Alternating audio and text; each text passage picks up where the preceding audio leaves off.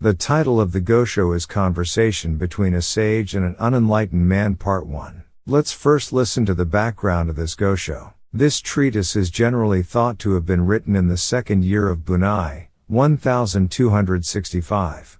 Its recipient is unknown. However, toward the end of the work, the unenlightened man refers to himself as a man who carries a bow and arrows and devotes himself to the profession of arms, so it has been suggested that Nichiren Daishonin may have written it for someone of the samurai class. The treatise consists of 2 parts and is written chiefly in question and answer form. The sage in the title indicates the votary of the Lotus Sutra, or Nichiren Daishonin himself, while the unenlightened man represents all ordinary people of the latter day of the law. In the first part, the unenlightened man, who has realized life's impermanence and is seeking the truth, is visited in succession by a priest of the precept school, a lay believer of the Pure Land school, a practitioner of the True Word school, and a priest of the Zen school. Through their conversations, the Daishonin outlines the basic tenets of these 4 major Buddhist schools of his day. The precepts priest, who is the first visitor, asserts that the teachings concerning the precepts are the most important of the 80,000 sacred teachings of Buddhism. He holds up Ryokan, the chief priest of Gokurakuji Temple, as an example and exhorts the unenlightened man to observe the 5 precepts and the 250 precepts and devote himself to charitable works as Ryokan does. The next visitor, a Pure Land believer, praises the Nembutsu teachings, which enable one to be reborn in Amida Buddha's Pure Land and thereby gain emancipation from the sufferings of birth and death. He singles out the 18th of Amida Buddha's 48 vows as the sole source of salvation for ordinary people in the latter day and asserts that even persons guilty of the 10 evil acts and the 5 cardinal sins can attain rebirth in the Pure Land by calling on this Buddha's name. The True Word practitioner, who visits next, says that even the most profound doctrines of the exoteric teachings are no more than an introduction to the esoteric teachings. The exoteric teachings, he says, were expounded by Shakyamuni, the Buddha of the manifested body, in accordance with his disciples' capacities, while the esoteric teachings were preached by Mahavairakana, the Buddha of the Dharma body, out of his spontaneous joy in the law. He accordingly urges the unenlightened man to discard the exoteric teachings and take faith in the more profound esoteric teachings. The last to come calling is a mendicant Zen priest. He likens the sutras to a finger pointing at the moon and denounces the doctrines contained in them as so much nonsense, exhorting the unenlightened man to sit in meditation to perceive the true nature of his mind in accordance with the wordless teaching of Zen. Troubled by the contradictions in what he has heard, and determined to discover which teaching is correct, the unenlightened man then sets out on a journey in search of a teacher who can clarify matters for him. After visiting various temples one after another, he finally encounters a sage who embraces the Lotus Sutra. The title Conversation Between a Sage and an Unenlightened Man refers to the subsequent dialogue that unfolds between them. The unenlightened man confesses that, although he has learned the teachings of the precepts, Nembutsu, True Word, and Zen schools, he cannot determine whether or not those teachings are true.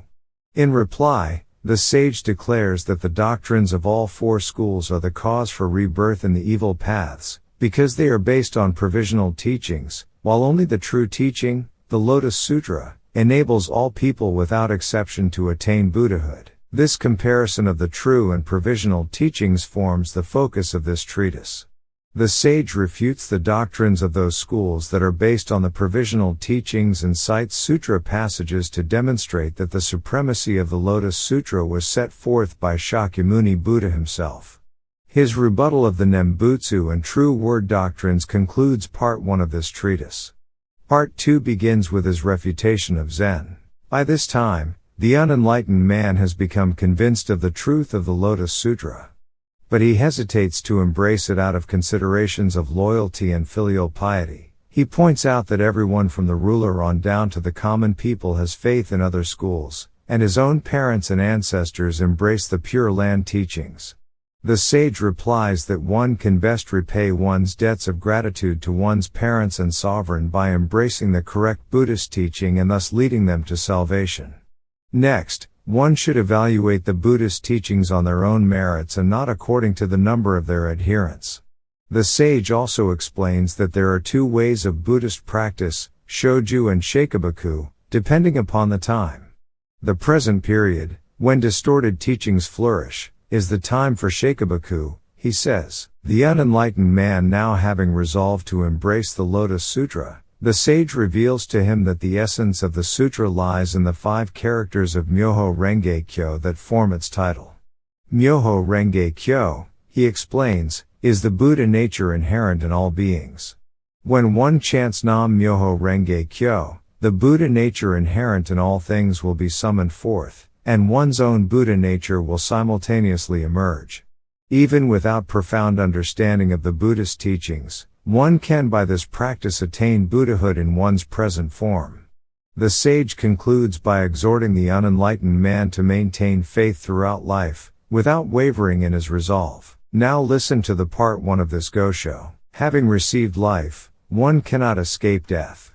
Yet though everyone, from the noblest, the emperor, on down to the lowliest commoner, recognizes this as a fact, not even one person in 1,000 or 10,000 truly takes the matter seriously or grieves over it. Suddenly confronted with evidence of the impermanence of life, we may be frightened at the thought that we have remained so distant from Buddhism and lament that we have been too engrossed in secular affairs. Yet we assume that those who have preceded us in death are wretched, and that we who remain alive are superior. Busy with that task yesterday and this affair today, we are helplessly bound by the 5 desires of our worldly nature. Unaware that time passes as quickly as a white colt glimpsed through a crack in the wall, ignorant as sheep being led to the slaughter, held hopeless prisoners by our concern for food and clothing, we fall heedlessly into the snares of fame and profit and in the end make our way back to that familiar village in the 3 evil paths, where we are reborn time after time in the realm of the 6 paths. What person of feeling could fail to grieve at such a state of affairs, or could fail to be moved to sorrow? Alas! Neither young nor old know what fate awaits them, such is the way of our Saha world. All those who meet are destined to part again, such is the rule in this floating world we live in. Although none of this had just struck me for the first time, I was appalled at, seeing all those who took early leave of this world in the beginning of the Shoka era. Some of them left little children behind them, while others were forced to abandon their aged parents. How sad their hearts must have been when, though still in the prime of life, they were obliged to set off on their journey to the Yellow Springs. It was painful for those who departed, and painful for those left behind. The king of Chu's passion for the goddess remained as a wisp of morning cloud, and Lu's grief at remembering his meeting with the immortal visitor was consoled by the sight of his descendants of the 7th generation. But how can a person like myself win release from sorrow? I find myself recalling the poet of old who hoped that because he was a humble-hearted dweller in the mountains he might be free of such sadness.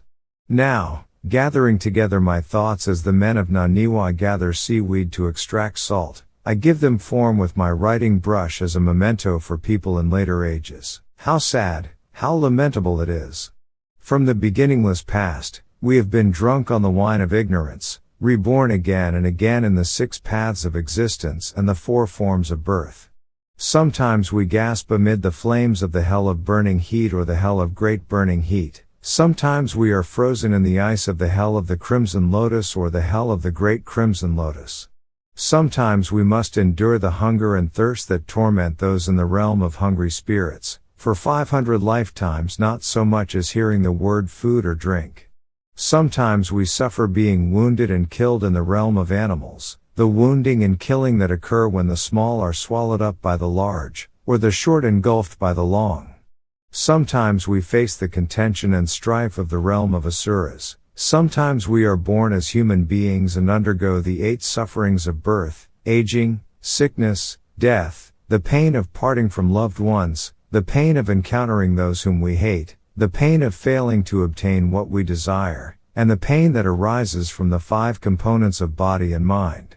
And sometimes we are born in the realm of heaven and experience the 5 signs of decay, and so we go round and round like a cartwheel in this threefold world. Even among people once related as father and child, parents reborn do not know that they were parents, or children that they were children, and though husband and wife re-encounter each other, they do not know that they have already met. We go astray as though we had the eyes of sheep, we are as ignorant as though we had the eyes of wolves. We do not know our past relationship with the mother who gave us birth, and we are unaware of when we ourselves will succumb to death. And yet we have obtained birth in the human world, something difficult to achieve, and have encountered the sacred teachings of the Thus Come One, which are rarely to be met. We are like the one-eyed turtle finding a floating log with a hole in it that fits him exactly. How regrettable it would be, then, if we did not take this opportunity to sever the bonds of birth and death, making no attempt to free ourselves from the cage of the threefold world. Then a wise man appeared and addressed the unenlightened man, saying, "You are quite right to lament as you do. But those who understand the impermanence of this world in this way and turn their hearts to goodness are rarer than the Chi Lin's horns, while those who fail to understand and instead give themselves to evil thoughts are more numerous than the hairs on a cow. If you wish to arouse the aspiration for enlightenment and to quickly free yourself from the sufferings of birth and death, then I know of the finest doctrine that there is for such a purpose. If you wish, I will explain it to you so that you may know of it." The unenlightened man rose from his seat, pressed his palms together, and said, "For some time now I have been studying the classics of secular literature and giving all my attention to matters of poetry, so I have no detailed knowledge of the Buddhist teachings. I hope that you will be kind enough to explain them to me, sir." At that time the wise man said, "You must listen with the ears of Ling Lun, borrow the eyes of Li Chu, and still your mind, and I will explain things to you. The sacred teachings of Buddhism number no less than 80,000, but the most important teaching, the father and mother of all the schools, is that concerning the precepts and rules of conduct. In India, the Bodhisattvas Vasubandhu and Ashvagosha and, in China, the priests Hui Kuang and Tao Xuan placed great emphasis on these. And in our own country, during the reign of the 45th sovereign, Emperor Shomu, the Reverend Chen Chen, Ganjin, brought to Japan the teachings of the Precept School, along with those of the Tiantai School, and established an ordination platform for administering the precepts at Todaiji Temple. From that time down to the present, the precepts have been revered over many long years, and the honor paid to them increases daily. In particular, there is the Honorable Ryokan of Gokurakuji. Everyone, from the supreme ruler on down to the common people, looks up to him as a living Thus Come One, and on observing his conduct, we find that it is indeed in keeping with such a reputation. He directed charitable activities at the port of Ijima, collected rice at the Mutsura barrier, and used the funds to build roads in the various provinces. He set up barriers along the 7 highways, collected a toll from everyone who passed by, and used the money to build bridges across a number of rivers. In such acts of compassion, he is equal to the Thus Come One, and his virtuous deeds surpass those of the sages of the past. If you wish to quickly free yourself from the sufferings of birth and death, then you should observe the 5 precepts and the 250 precepts, deepen your compassion for others, refrain from killing any living thing, and, like the Honorable Ryokan, engage in building roads and bridges. This is the finest of all teachings. Are you prepared to embrace it?" The unenlightened man pressed his palms together more fervently than ever and said, "Indeed, I want very much to embrace it. Please explain it to me thoroughly. You speak of the 5 precepts and the 250 precepts, but I do not know what they are. Please describe them to me in detail." The wise man said, "Your ignorance is abysmal. Even a child knows what the 5 precepts and the 250 precepts are. However, I will explain them for you. The 5 precepts comprise, first, the prohibition against taking life, second, the prohibition against stealing, third, the prohibition against lying, fourth, the prohibition against unlawful sexual intercourse, and fifth, the prohibition against drinking intoxicants. The 250 precepts are numerous, and so I will not go into them here." At this the unenlightened man bowed low and with the deepest respect said, "From this day forward, I will devote myself to this doctrine with all my heart. This man had an old acquaintance, a lay Buddhist believer living in retirement, who paid him a visit to cheer him up. At first the visitor spoke about the affairs of the past, likening them to a dream that is endless and hazy, and then he talked of the future, pointing out how vast and dark it is, how difficult to predict. After he had sought in this way to divert his listener and explain his own views, he said, "Most of us who live in this world of ours find we cannot help thinking about the life to come. May I ask what kind of Buddhist doctrine you have embraced in order to free yourself from the sufferings of birth and death, or to pray for the welfare of those who have gone on to another life?" The unenlightened man replied, "The other day an eminent priest called on me and instructed me in the 5 precepts and the 250 precepts. In truth, I am deeply impressed with his teachings and find them most admirable. Although I know I can never equal the Honorable Ryokan, I have determined to do all I can to repair roads that are in poor condition and to build bridges over rivers that are too deep for wading." Then the lay believer gave him words of advice, saying, "Your concern for the way would seem to be admirable, but your approach is foolish. The doctrine you have just described to me is the lowly teaching of the Hinayana. That is why the Buddha has set forth 8 analogies, and why Bodhisattva Manjushri has described 17 differences between the Hinayana and the Mahayana. The Buddha has said, for example, that the Hinayana is like the light of a firefly compared to the brilliance of the sun, or like plain crystal compared to emerald. Moreover, the teachers of India, China, and Japan have written not a few treatises refuting the Hinayana teachings. Next, concerning your reverence for those who observe these practices, a teaching is not necessarily worthy of honor simply because its practitioners are respected. It is for this reason that the Buddha laid down the principle, rely on the law and not upon persons. I have heard it said that the sages of ancient times who observed the precepts could not bear even to utter the words kill or hoard, but would substitute some pure-sounding circumlocution, and when they happened to catch sight of a beautiful woman, they would meditate upon the image of a corpse. But if we examine the behavior of the priests of today who supposedly observe the precepts, we find that they hoard silks, wealth, and jewels, and concern themselves with lending money at interest.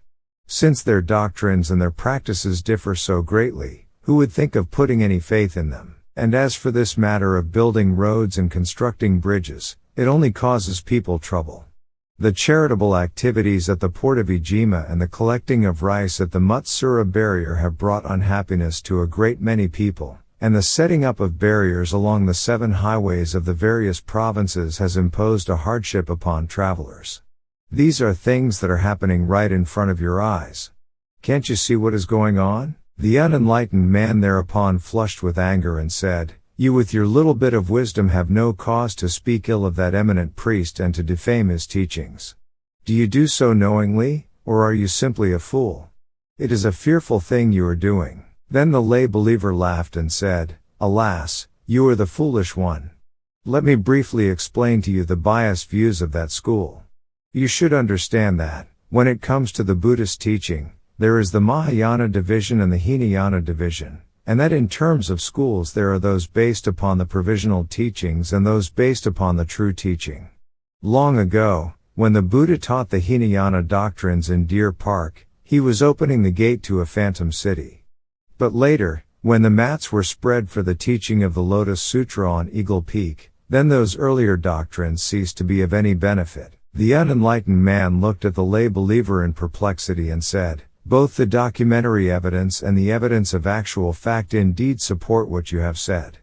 But then what kind of Buddhist teaching ought one to embrace in order to free oneself from the sufferings of birth and death and quickly attain Buddhahood?" The other replied, "Although I am only a layman, I have given myself earnestly to the practice of Buddhism, and from the time of my youth, I have listened to the words of many teachers and have done a certain amount of reading in the sacred scriptures. For those of us of this latter age, who have committed all manner of evil, there is nothing that can compare with the Nembutsu teachings that lead to rebirth in the Pure Land."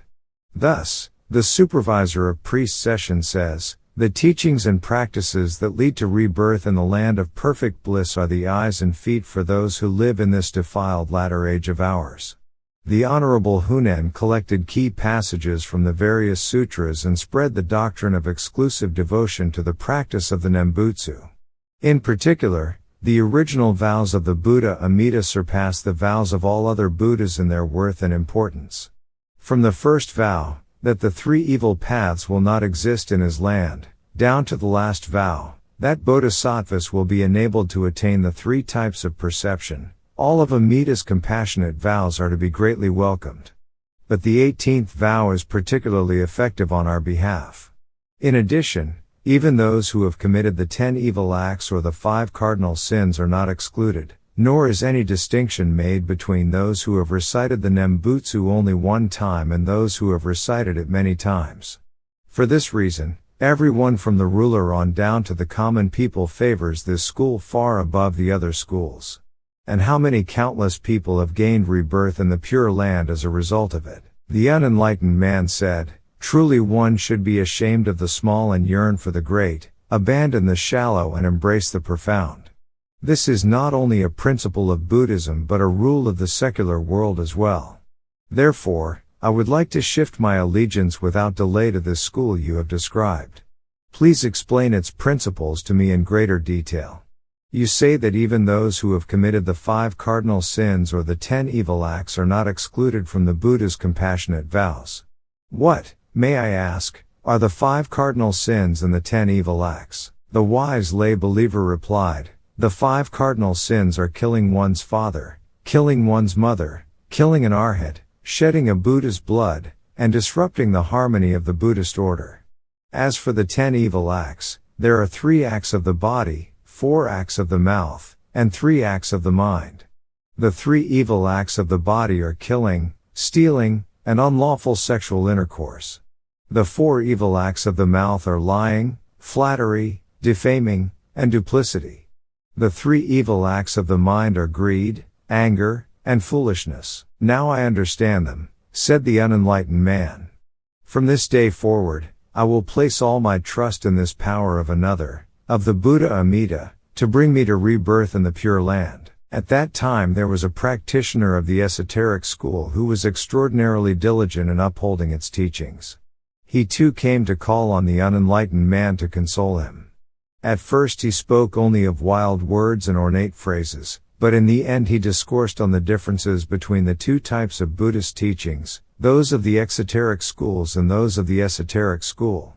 He inquired of the unenlightened man, what sort of Buddhist doctrines are you practicing, and what sutras and treatises do you read and recite? The unenlightened man replied, recently, in accordance with the instruction of a lay believer I know, I have been reading the 3 Pure Land Sutras and have come to put profound trust in Amida, the Lord of the Western Paradise. The practitioner said, there are 2 kinds of Buddhist teachings, the exoteric teachings and the esoteric teachings.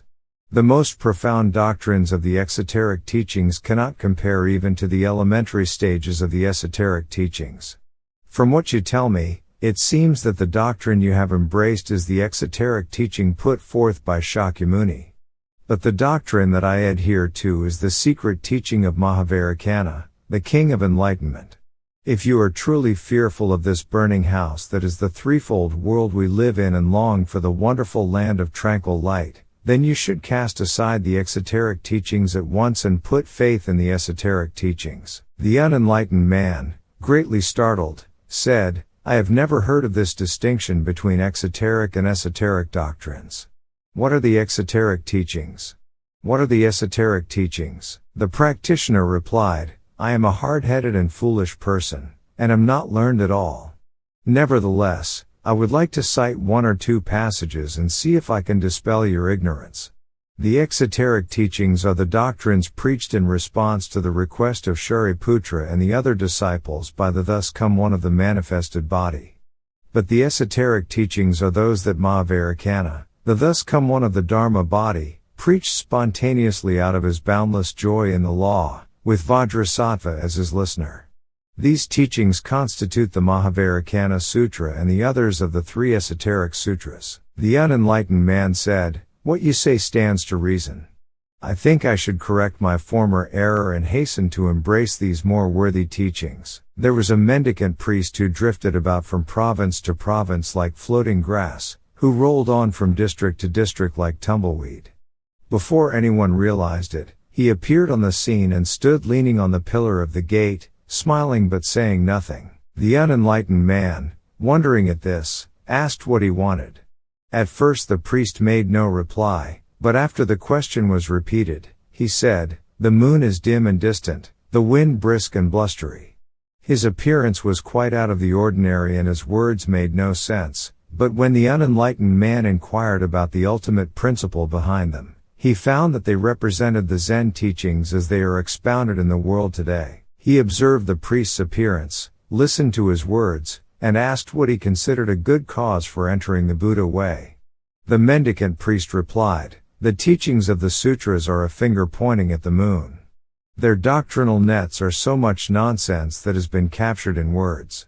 But there is a teaching that enables you to find rest in the essential nature of your own mind. It is called Zen. I would like to hear about it," said the unenlightened man. "If you are truly in earnest," said the priest, "you must face the wall, sit in Zen meditation, and make clear the moon of your original mind.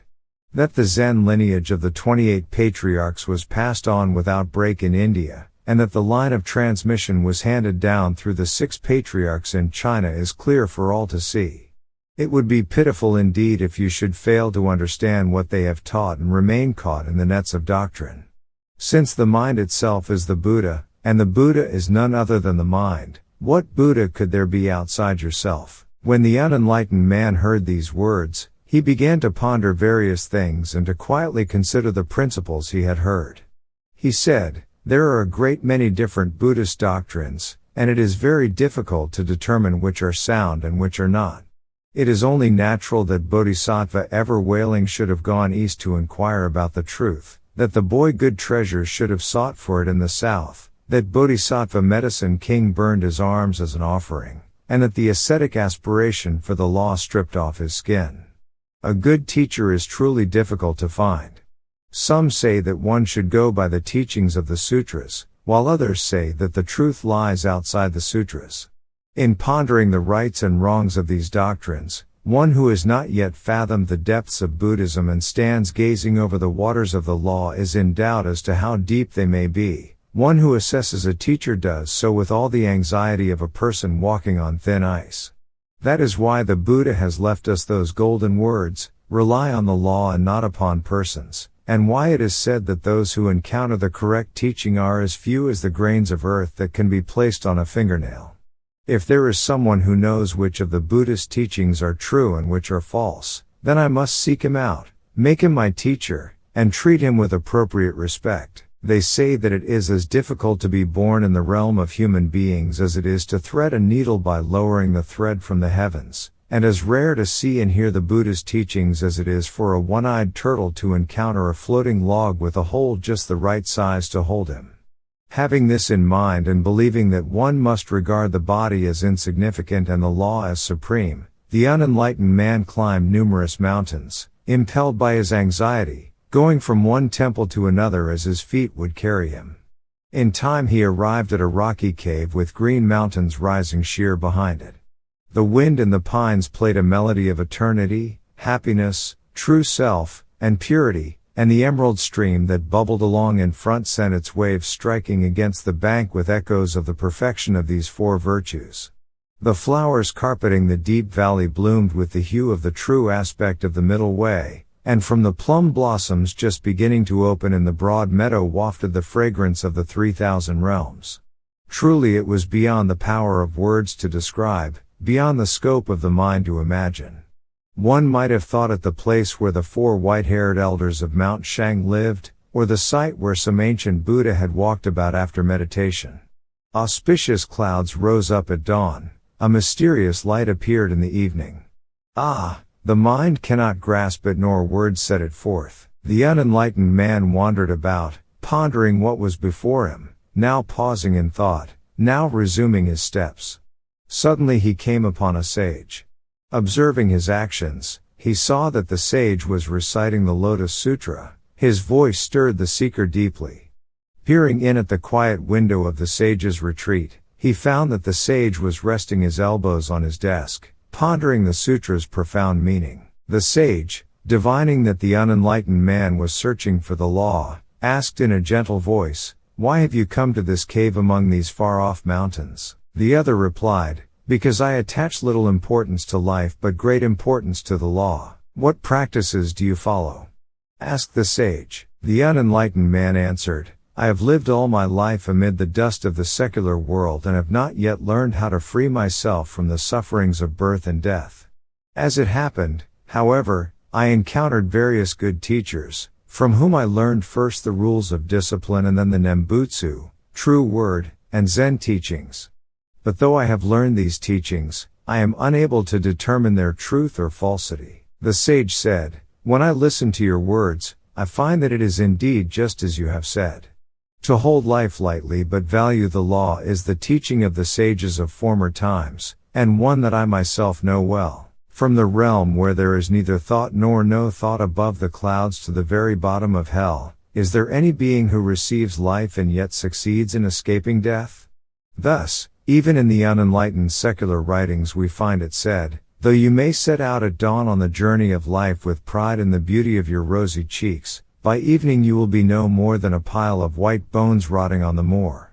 Though you may move among the most exalted company of court nobles, your hair done up elegantly like clouds and your sleeves fluttering like eddies of snow, such pleasures, when you stop to consider them, are no more than a dream within a dream.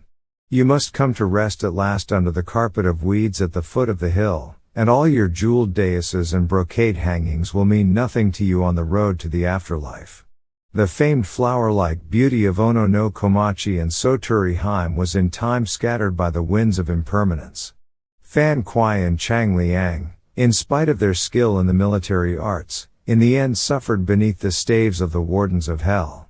That is why men of feeling in former times wrote poems such as these. How sad, the evening smoke, from Mount Torib, those who see off the dead one. How long will they remain? Dew on the branch tips, drops on the trunk, all sooner or later, must vanish from this world. This rule of life, that if one does not die sooner one will surely die later, should not at this late date come as a surprise to you. But the thing that you should desire above all is the way of the Buddha, and what you should continually seek are the teachings of the sutras. Now, from what you have told me about the Buddhist doctrines you have encountered, I can see that some of them belong to the Hinayana division of Buddhism and some to the Mahayana. But, leaving aside for the moment the question of which is superior and which inferior, I can say that, far from bringing you deliverance, the practice of these teachings will lead to rebirth in the evil paths. At this the unenlightened man exclaimed in surprise, "But were not all the sacred teachings that the Buddha expounded throughout his lifetime designed to benefit living beings? From the time of the preaching of the Flower Garland Sutra at the 7 places and 8 assemblies, down to the ceremony in which the Nirvana Sutra was expounded on the banks of the Ajitavati River, all the doctrines were taught by Shakyamuni Buddha himself. Though one may perhaps be able to distinguish certain small degrees of relative merit among them, how could any of them possibly be the cause for rebirth in the evil paths?" The sage replied, "The sacred teachings that the thus come one proclaimed in the course of his lifetime may be divided into the categories of provisional and true, Hinayana and Mahayana. In addition, they may be classified according to the 2 paths of the exoteric and the esoteric. Thus they are not all of the same sort. Let me for a moment explain the general nature of the teachings and thus relieve you of your misunderstandings. When Shakyamuni, the Lord of Teachings in the threefold world, was 19 years old, he left the city of Gaya and went into retreat on Mount Dandaka, where he carried out various difficult and painful austerities. He attained enlightenment at the age of 30 and, at that time, instantly banished the 3 categories of illusion and brought to an end the vast night of ignorance. It might appear that he should at that time have preached the one vehicle of the Lotus Sutra of the wonderful law in order to fulfill his original vow. But he knew that the people varied greatly in their capacities, and that they did not have the receptivity to understand the Buddha vehicle. Therefore, he devoted the following 40 years and more to developing the people's inherent capacity. Then, In the last 8 years of his life, he fulfilled the purpose of his advent in the world by preaching the Lotus Sutra of the Wonderful Law. Thus it was that, when the Buddha was 72, he preached the Immeasurable Meaning Sutra as an introduction to the Lotus Sutra and therein stated, "In the past I sat upright in the place of meditation for 6 years under the Bodhi tree and was able to gain supreme perfect enlightenment. With the Buddha I observed all phenomena and knew that this enlightenment could not be explained or described. Why? Because I knew that living beings are not alike in their natures and their desires. And because their natures and desires are not alike, I preached the law in various different ways. Preaching the law in various different ways, I made use of the power of expedient means. But in these more than 40 years, I have not yet revealed the truth." The meaning of this passage is that, when the Buddha was 30 years of age, seated in the place of enlightenment under the Bodhi tree, he observed the inner heart of all living beings with the Buddha eye and realized that it was not the proper time to preach to them the Lotus Sutra, which reveals the direct way to the attainment of Buddhahood for all living beings.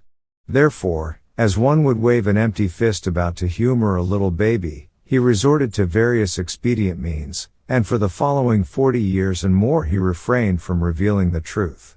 Thus he defined the period of the expedient teachings as clearly as the sun rising in the blue sky or the full moon coming up on a dark night. In view of this passage, why should we, with the very same faith that could just as easily be directed toward the Lotus Sutra, cling to the provisional teachings of the sutras that preceded the Lotus, those doctrines defined by the Buddha to be empty, and as a result keep returning to the same old dwelling in the threefold world, with which we are already so familiar? Therefore, in the Expedient Means chapter in the first volume of the Lotus Sutra, the Buddha says, honestly discarding expedient means, I will preach only the unsurpassed way. This passage indicates that one should honestly discard the teachings that the Buddha set forth in the various sutras preached in the previous 42 years, namely, the Nembutsu, True Word, Zen, and precepts doctrines to which you referred. The meaning of this passage is perfectly clear. And, in addition, we have the warning delivered in the Simile and Parable chapter in the second volume, desiring only to accept and embrace the sutra of the great vehicle and not accepting a single verse of the other sutras. This passage is saying that, no matter what year of the Buddha's life a sutra may have been preached in, one should not accept even a single verse from any of the sutras other than the Lotus Sutra. The varying doctrines of the 8 schools are as numerous as so many orchids and chrysanthemums, and priests and lay believers differ in appearance, yet they all agree in claiming to cherish the Lotus Sutra. But how do they interpret these passages from the Lotus Sutra that I have just cited? These passages speak of honestly discarding the earlier teachings and forbid one to accept so much as a single verse from any of the other sutras. But are the doctrines of Nembutsu, True Word, Zen, and precepts not based on the other sutras? Now this Lotus Sutra of the Wonderful Law I have been speaking of represents the true reason why all Buddhas make their advent in the world and teaches the direct way to the attainment of Buddhahood for all living beings. Shakyamuni Buddha entrusted it to his disciples, many treasures Buddha testified to its veracity, and the other Buddhas extended their tongues up to the Brahma heaven, proclaiming, all that you, Shakyamuni, have expounded is the truth. Every single character in this sutra represents the true intention of the Buddhas, and every brushstroke of it is a source of aid to those who repeat the cycle of birth and death. There is not a single word in it that is untrue. Is not one who fails to heed the warnings of this sutra in effect cutting off the tongues of the Buddhas and deceiving the worthies and sages? This offense is truly fearful. Thus, in the second volume it says, if a person fails to have faith but instead slanders this sutra, immediately he will destroy all the seeds for becoming a Buddha in this world. The meaning of this passage is that, if one turns one's back on even one verse or one phrase of this sutra, one is guilty of a crime equal to that of killing all the Buddhas of the 10 directions in the 3 existences of past, present, and future. If we use the teachings of the sutras as a mirror in which to examine our present world, we will see that it is a difficult thing to find one who does not betray the Lotus Sutra. And if we understand the true meaning of these matters, we can see that even a person of disbelief cannot avoid being reborn in the hell of incessant suffering. How much more so is this true, then, for someone like the Honorable Hunen, the founder of the Nembutsu school, who urged people to discard the Lotus Sutra in favor of the Nembutsu? Where, may I ask, in all the 5,000 or 7,000 volumes of sutras is there any passage that instructs us to discard the Lotus Sutra? The Reverend Shan Tao, who was revered as a practitioner who had gained enlightenment through the attainment of meditation and honored as a living incarnation of Amida Buddha, designated 5 kinds of sundry practices that are to be discarded, and said of the Lotus Sutra that not even one person in 1,000 could be saved by it, by which he meant that if 1,000 people put faith in that sutra not a single one of them will attain Buddhahood. And yet the Lotus Sutra itself says, if there are those who hear the law, then not a one will fail to attain Buddhahood. This indicates that if they hear this sutra then all beings in the 10 worlds, along with their environments, will attain the Buddha way. Hence the sutra predicts that Devadatta, though he has committed the 5 cardinal sins, will in the future become a Buddha called the Thus Come One Heavenly King, and tells how the Dragon King's daughter, though as a woman subject to the 5 obstacles and thought to be incapable of attaining Buddhahood, was able instantly to achieve the Buddha way in the southern realm. Thus even the dung beetle can ascend through the 6 stages of practice and is in no way excluded from achieving Buddhahood. In fact, Shan Tao's words and the passages of the Lotus Sutra are as far apart as heaven and earth, as different as clouds from mud. Which one are we to follow? If we stop to ponder the logic of the matter, we will realize that Shan Tao is the deadly enemy of all Buddhas and sutras, and the foe of wise priests and humble lay believers alike. If the words of the Lotus Sutra are true, then how can he escape the hell of incessant suffering? At these words, the unenlightened man flushed with anger and said, "You are a person of no more than humble station in life, and yet you dare to utter such ugly accusations. I find it very difficult to judge whether you speak out of true understanding or out of delusion, and to tell whether your words stand to reason or not. It behooves us to remember that the Reverend Shan Tao is said to have been a transformed body of Amida the well-attained or of his attendant Bodhisattva great power. And the same is said of the Honorable Hunen, or that he was a reincarnation of Shan Tao. These were both outstanding men of antiquity, and in addition they had acquired extraordinary merit through their religious practices and commanded the most profound degree of understanding. How could they possibly have fallen into the evil paths? The sage replied, "What you say is quite correct, and I too had great respect for these men and believed in them as you do. But in matters of Buddhist doctrines one cannot jump to conclusions simply on the basis of the eminence of the person involved. The words of the sutras are what must come first. Do not make light of a teaching just because the person who preaches it is of humble station.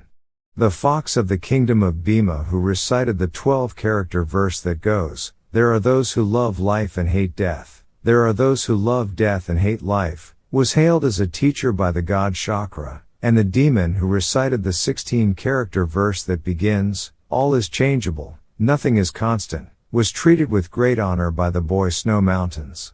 This was done, however, not because the fox or the demon was of such eminence, but simply out of respect for the doctrines they taught. Therefore, in the 6th volume of the Nirvana Sutra, his final teaching delivered in the grove of sal trees, our merciful Father Shakyamuni Buddha, the Lord of Teachings, said, "Rely on the law and not upon persons." Even when great bodhisattvas such as Universal Worthy and Manjushri, men who have returned to the stage of near perfect enlightenment, expound the Buddhist teachings, if they do not do so with the sutra text in hand, then one should not heed them. The great teacher Tiantai states, that which accords with the sutras is to be written down and made available. But put no faith in anything that in word or meaning fails to do so. 40 Here we see that one should accept what is clearly stated in the text of the sutras, but discard anything that cannot be supported by the text.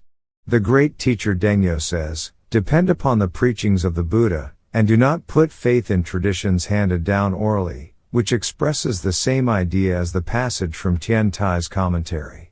And Bodhisattva Nagarjuna says that one should rely on treatises that are faithful to the sutras, but not rely on those that distort the sutras. 42 This passage may be understood to mean that, even among the various sutras, one should discard the provisional teachings put forth prior to the Lotus Sutra and put one's faith in this sutra, the Lotus. Thus both sutras and treatises make it perfectly clear that one should discard all scriptures other than the Lotus. Nowhere in all the 5,000 or 7,000 volumes of sutras listed in the Kai-Yuan era Catalogue 43 do we find a single scriptural passage that expresses disapproval of the Lotus Sutra and advises one to discard it or to cast it aside, nor any passage that says it is to be classified among the sundry practices and abandoned. If you disagree, you had better find some reliable passage from the sutras that will support your view, so that you may rescue Shan Tao and Hunen from their torments and the hell of incessant suffering. The practitioners of the Nembutsu in our present day, priests as well as ordinary lay men and women, not only violate the words of the sutras but also go against the instructions of their own teachers. Shan Tao produced a commentary in which he described 5 kinds of sundry practices that should be abandoned by practitioners of the Nembutsu. Referring to these sundry practices, the Nembutsu chosen above all says, Shan Tao states as follows, concerning the first of the sundry practices, that of reading and reciting sutras, with the exception of the recitation of the Meditation on the Buddha Infinite Life Sutra and the other sutras that preach rebirth in the Pure Land, the embracing, reading, and recitation of all other sutras, whether Mahayana or Hinayana, exoteric or esoteric, is to be regarded as a sundry practice. Concerning the third of the sundry practices, that of worshipping, with the exception of worshipping the Buddha Amida, the worshipping or honoring of any other Buddha or Bodhisattva, or deity of this world is to be regarded as a sundry practice. Concerning the fourth of the sundry practices, that of calling on the name, with the exception of calling on the name of the Buddha Amida, calling on the name of any other Buddha or Bodhisattva, or deity of this world is to be regarded as a sundry practice. Concerning the fifth of the sundry practices, that of praising and giving offerings, with the exception of praises and offerings directed to the Buddha Amida, the praising of and giving of offerings to any other Buddha or Bodhisattva, or deity of this world is to be regarded as a sundry practice. This passage of commentary is saying that with regard to the first sundry practice, that of reading and reciting sutras, there are fixed rules for priests and lay believers of the Nembutsu, both men and women, concerning which sutras are to be read and which are not to be read. Among the sutras that are not to be read are the Lotus, Benevolent Kings, Medicine Master, Great Collection, Heart, Woman Born as a Man to Become a Buddha, and Life-Prolonging Northern Dipper Sutras, and in particular, among the 8 volumes of the Lotus Sutra, the so-called Perceiver of the World Sound Sutra, which is commonly read by so many people. If one reads so much as a single phrase or a single verse of these sutras, then, although one may be a devoted practitioner of the Nembutsu, one is in fact grouped among those who follow sundry practices and cannot be reborn in the Pure Land. Yet now, as I observe the world with my own eyes, among those who chant the Nembutsu I see many people who read these various sutras, thus going against their teachers and thereby committing one of the 7 cardinal sins. In addition, in the passage concerning the third kind of sundry practice, that of worshipping, it is said that with the exception of the worship of Amida flanked by 2 honored bodhisattvas, the worshipping or honoring of any of the earlier mentioned Buddhas, bodhisattvas, or heavenly gods and benevolent deities is to be regarded as a sundry practice and is forbidden to practitioners of the Nembutsu. But Japan is a land of the gods. It was created by the august deities Izanagi and Izanami. The sun goddess deigns to have her dwelling here, and the Mimosuso River for many long ages down to the present has continued to flow, through the grounds on which her shrine is located. How could anyone who was born in this country heed such an erroneous doctrine? In addition, as we have been born under the all-encompassing sky and enjoy the benefits of the 3 kinds of luminous bodies, the sun, the moon, and the stars, it would be a most fearful thing if we should show disrespect to the gods of these heavenly bodies. Again, in the passage concerning the 4th kind of sundry practice, that of calling on the name, It says that there are certain names of Buddhas and Bodhisattvas that the Nembutsu believer is to call on, and certain names of Buddhas and Bodhisattvas that he is not to call on. The names he is to call on are those of the Buddha Amida and his 2 honored attendants. The names he is not to call on are those of Shakyamuni, Medicine Master, Mahavairakana, and the other Buddhas, those of the Bodhisattvas Earth Repository, Universal Worthy, and Manjushri, the gods of the sun, moon, and stars, the deities of the shrines in Izu and Hakone, Mishima Shrine, Kumino Shrine, and Haguro Shrine, the sun goddess, and great Bodhisattva Hachiman. If anyone so much as once recites any of these names, then, although he may recite the Nembutsu 100,000 or 1,000,000 times, because he committed the error of calling on the name of one of these Buddhas, Bodhisattvas, the gods of the sun and moon, and other deities, he will fall into the hell of incessant suffering and fail to be reborn in the Pure Land. But when I look about at the world, I find Nembutsu believers who call on the names of these various Buddhas, Bodhisattvas, heavenly gods, and benevolent deities. Thus, in this matter as well, they are going against the instructions of their own teachers. In the passage concerning the 5th sundry practice, that of praising and giving offerings, the Nembutsu believer is enjoined to make offerings to the Buddha Amida and his 2 bodhisattva attendants. But if he should offer even a little bit of incense or a few flowers to the earlier mentioned Buddhas, Bodhisattvas, or heavenly gods and benevolent deities, then, although the merit he has gained from the Nembutsu practice may be laudable, because of the error he has committed, he is condemned to be classified among those who carry out sundry practices. And yet, when I look around the world, I see the Nembutsu believers paying visits to various shrines and offering streamers of paper or cloth, or entering various Buddhist halls and bowing in reverence there. In this, too, they are going against the instructions of their teachers. If you doubt what I say, then look at the text of Nembutsu chosen above all. It is very clear on these points. Again, the teaching on Meditation Sutra by the Reverend Shan Tao says, with regard to intoxicants, meat, and the 5 strong flavored foods, one must vow never to lay a hand on them, never to let one's mouth taste them. One must pledge, if I should go against these words, then may foul sores break out on both my body and mouth. The meaning of this passage is that the Nembutsu believers, men and women lay believers, nuns and priests alike, must not drink wine and must not eat fish or fowl. In addition, they must not eat any of the 5 strong flavored foods, the pungent or strong-smelling foods such as leeks or garlic.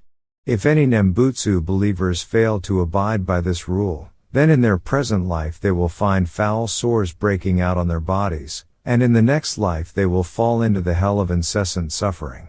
In fact, however, we find many Nembutsu laymen and laywomen, nuns and priests, who pay no heed to this prohibition but drink as much wine and eat as much fish and fowl as they please.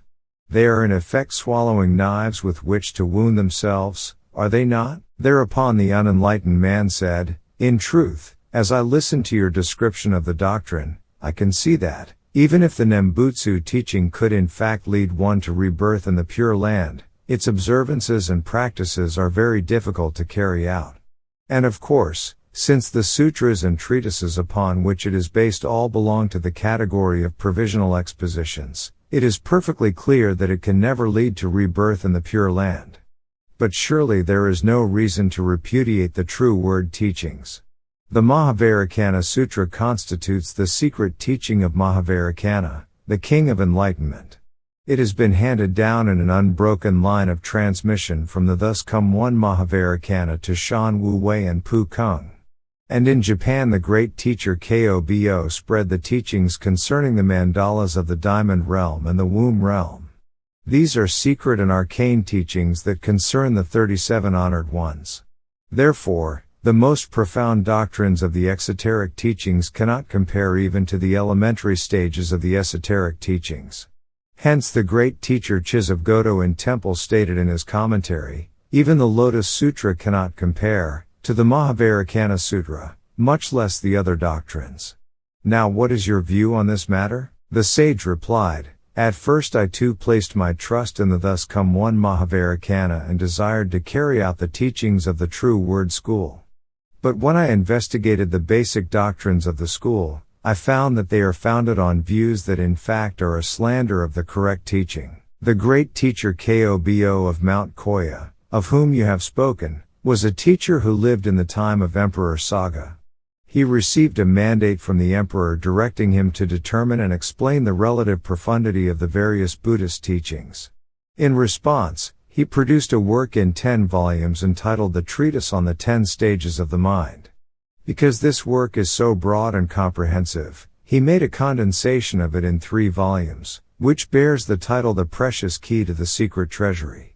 This work describes 10 stages in the development of the mind, from the first stage, the mind of lowly man, goatish in its desire, to the last stage, the glorious mind, the most secret and sacred. He assigns the Lotus Sutra to the 8th stage, the Flower Garland Sutra to the 9th stage, and the True Word Teachings, of the Mahavairakana Sutra, to the 10th stage.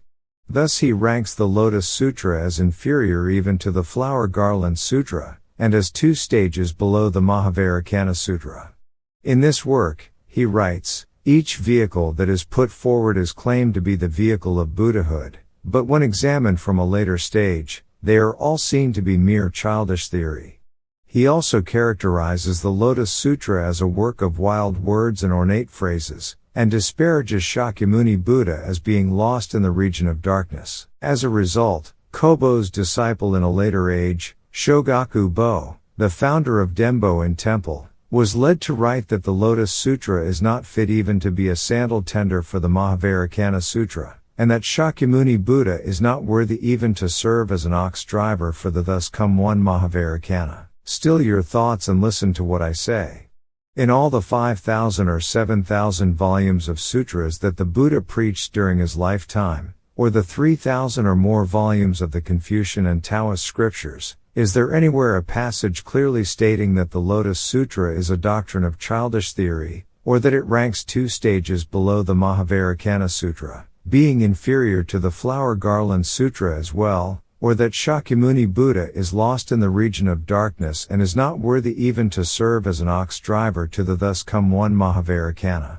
And even if such a passage did exist, one would certainly have to examine it with great care. When the Buddhist sutras and teachings were brought from India to China, the manner of translation depended upon the inclination of the particular translator, and there were no fixed translations for the sutras and treatises.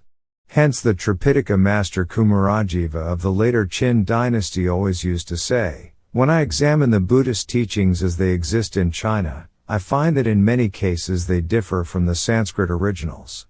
If the sutra translations that I have produced are free from error, then, after I am dead and cremated, my body, since it is impure, will no doubt be consumed by the flames, but my tongue alone will not be burned. And when he was finally cremated, his body was reduced to a pile of bones, but his tongue alone remained, resting on top of a blue lotus blossom and emitting a brilliant light that outshone the rays of the sun. What a wonderful thing! Thus it came about that the translation of the Lotus Sutra made by the Tripitaka master Kumarajiva in particular spread easily throughout China.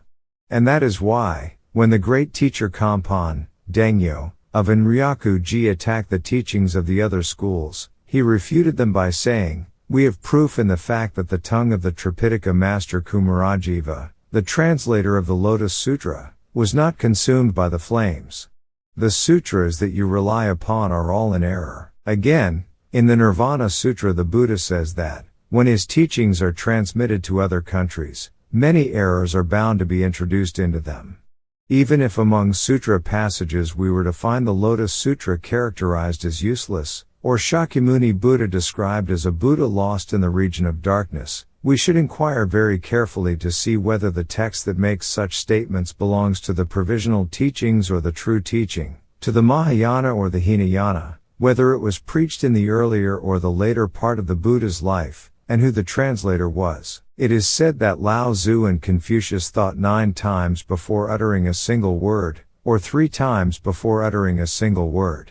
And Tan, the Duke of Zhou, was so eager to receive his callers that he would spit out his food 3 times in the course of a meal and wring out his hair 3 times in the course of washing it, in order not to keep them waiting. If even the people described in the shallow, non-Buddhist writings behaved with such care and circumspection, then how much more so should those who study the profound doctrines of the Buddhist scriptures. Now nowhere in the sutras and treatises do we find the slightest evidence to support this contention, that the Lotus Sutra is inferior to the Mahavajrayana Sutra. The great teacher Kobo's own commentary says that one who slanders persons and disparages the correct teaching will fall into the evil paths. A person like Kobo will invariably fall into hell, there can be no doubt of it. The unenlightened man seemed to be dazed, and then suddenly began to sigh. After some time, he said, the great teacher Kobo was an expert in both the Buddhist and non-Buddhist writings and a leader of the masses.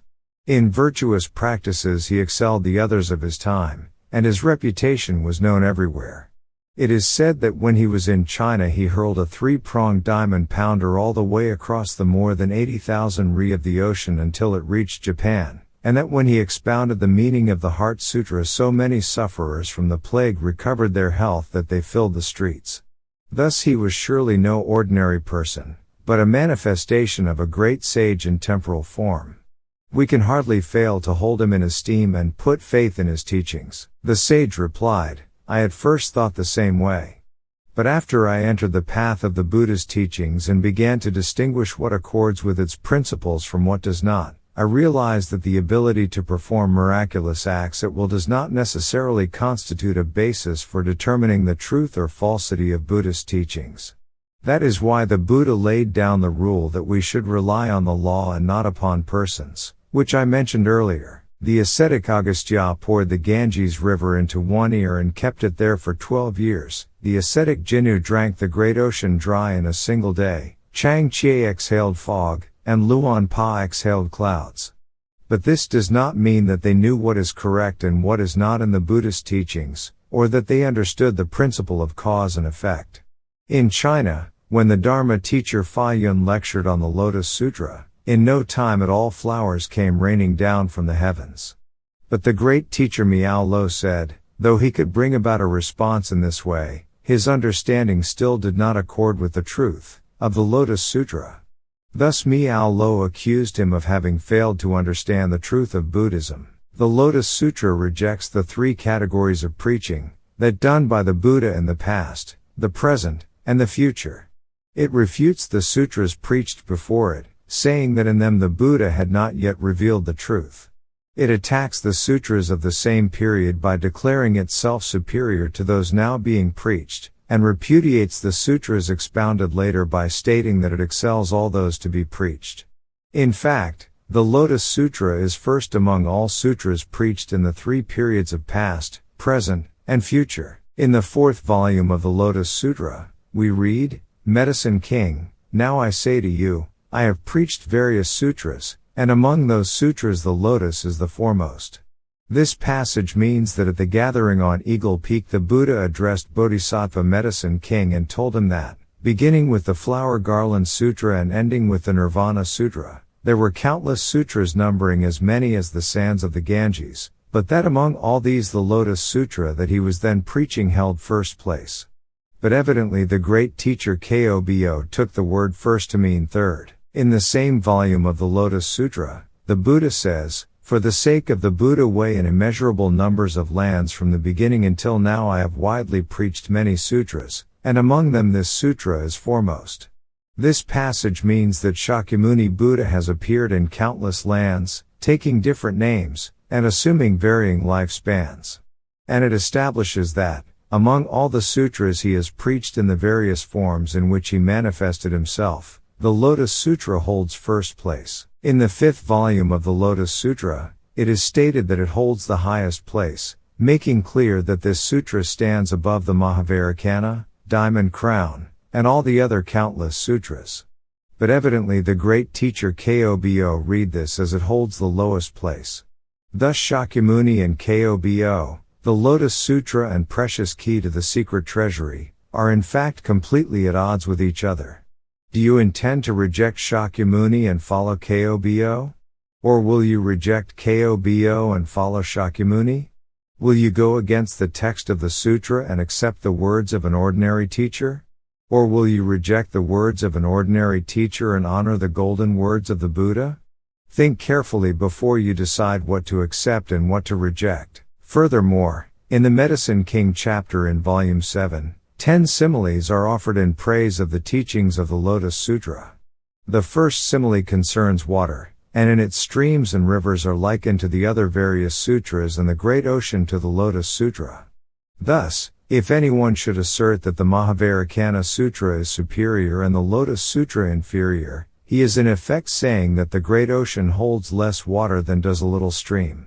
Everyone in the world today understands that the ocean exceeds the various rivers in size, and yet they fail to realize that the Lotus Sutra is the foremost among sutras. The second simile concerns mountains.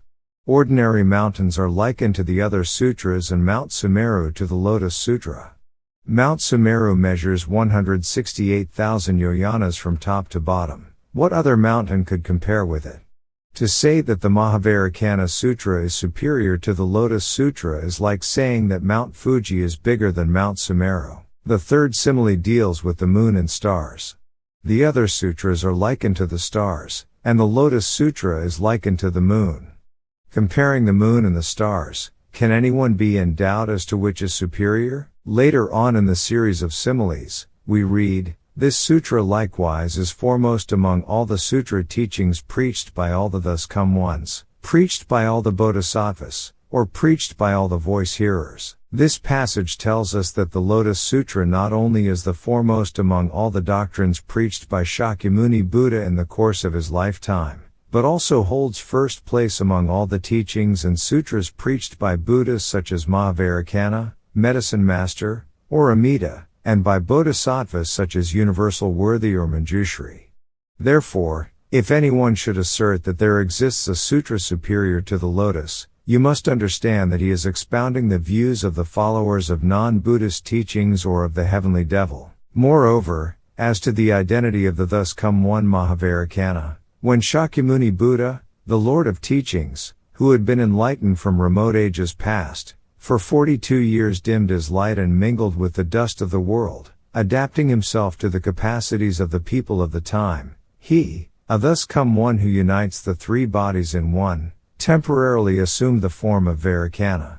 Therefore, when Shakyamuni Buddha revealed the true aspect of all phenomena, it became clear that Vairocana was a temporary form that Shakyamuni had manifested in response to the capacities of the people.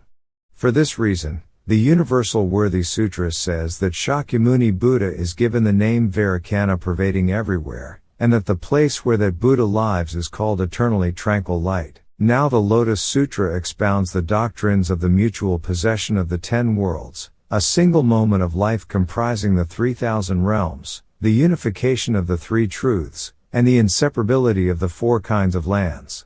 Moreover, the very essence of all the sacred teachings expounded by Shakyamuni Buddha in his lifetime, the doctrines that persons of the 2 vehicles can achieve Buddhahood, and that the Buddha attained enlightenment in the inconceivably remote past, is found only in this one sutra, the Lotus. Is there any mention of these most important matters in the 3 esoteric sutras you have been talking about, the Mahavajrayana Sutra, the Diamond Crown Sutra, and so forth? Shan Wu Wei and Pu Kung stole these most important doctrines from the Lotus Sutra and contrived to make them the essential points of their own sutras. But in fact this is a fraud. Their own sutras and treatises contain no trace of these doctrines. You must make haste and remedy your thinking on this point. The fact is that the Mahavajrayana Sutra includes each of the 4 types of teachings and expounds the kind of precepts whose benefit is exhausted when the bodily form comes to an end. It is a provisional teaching, designated by Chinese teachers as a sutra belonging to the correct and equal category, the group of sutras that, according to Tian Tai's classification, were preached in the 3rd period. How shameful, to hold it above the lotus. If you really have a mind to pursue the way, you must hurry and repent of your past errors. In the final analysis, This Lotus Sutra of the Wonderful Law sums up all the teachings and meditative practices of Shakyamuni Buddha's entire lifetime in a single moment of life, and encompasses all the living beings of the 10 worlds and their environments in the 3,000 realms. This is the end of part 1 of this Gosho.